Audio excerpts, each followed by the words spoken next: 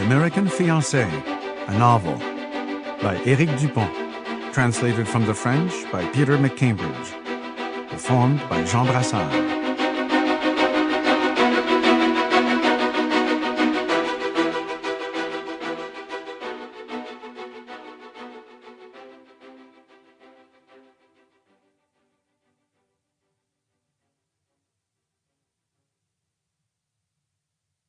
Teal.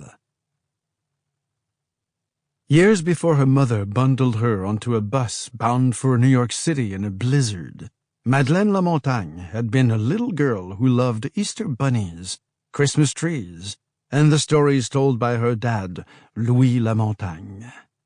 After all, everyone loved to hear Louis the Horse Lamontagne's tall tales.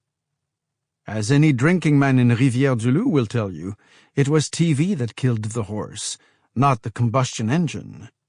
They'll also tell you, and there's no reason to doubt them, that any man's story, wherever he may be, never finds a more attentive ear than his daughter's, especially if she is the oldest, and as such occupies a special place in her father's heart. All of which is to say that Louis the Horse Lamontagnes, or Papa Louis, as the children like to call him, had the full regard of his little Madeleine, sitting right there on the sofa in her father's funeral home on Rue Saint-François-Xavier in the parish of the same name, in the town of Rivière-du-Loup, in the province of Quebec. Amid the 1950s furniture stood a ghastly ashtray mounted on an honest-to-goodness moose leg. A cousin had made it after carving up the carcass of the animal that Papa Louis had killed in the fall of 1953, when Madeleine was just 3 years old. She was now 8. Papa Louis was sitting in his armchair, and her 2 brothers on the bottle-green sofa. In her left hand, she held a full glass of gin that Papa Louis was eyeing thirstily. "Get a move on, Mado. We want to hear the story." It was Madeleine Lamontagne's oldest brother, Marc, age 7, who had just told his sister to hurry up and get Papa Louis another drink so the story could at last begin. The other brother, Luc, watched a dust mote drift through the air. "Cut it out," Madeleine retorted before sitting down to his right. Marc slid his hand in under her thigh. She twisted his finger back, just enough to get her point across, but he slipped his hand back under her thigh, and this time she let him. His fingers must be cold, Madeleine reasoned, thinking that if she picked a fight with her brother, Papa Louis might suddenly decide to send them all off to bed.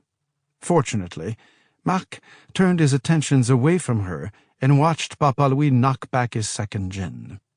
To Marc's left, little Luc, his dark-haired head leaning against his big brother's frail shoulder, was about to fall asleep. Luc, age 5, had come into the world the day of the coronation of Queen Elizabeth II, June 2nd, 1953. The sofa was almost full, but there would have been room for the cat if their mother Irene had allowed it. "No cat on the sofa. It's not hygienic," she had decreed one day. There had been cake for supper. Luc had eaten too much of it. He had eaten Madeleine's share as well as his own, only to vomit it back up all over his brother Marc. So Luc was already in his PJs. Madeleine had changed him out of his dirty clothes. Their older brother had had to get cleaned up. Little Luc was nodding off, but maybe the dead man in the adjoining parlor would find the story entertaining.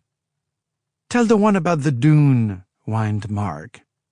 "I told you that one last month," said Papa Louis as he emptied a spoonful of sugar into his warm gin. "Tell it again, then." "Don't you want to hear a Christmas story instead? Hang on. We'll ask the dead guy what he wants to hear. Hey, Sirois, want to hear a Christmas story?" The children fought back giggles. Papa Louis only fooled around with his customers when his wife Irene wasn't around. She found his jokes to be in terribly poor taste. Papa Louis took Sirois' silence as a formal request for a Christmas story, appropriately enough in a room still decked out for the Nativity. Sample complete. Ready to continue?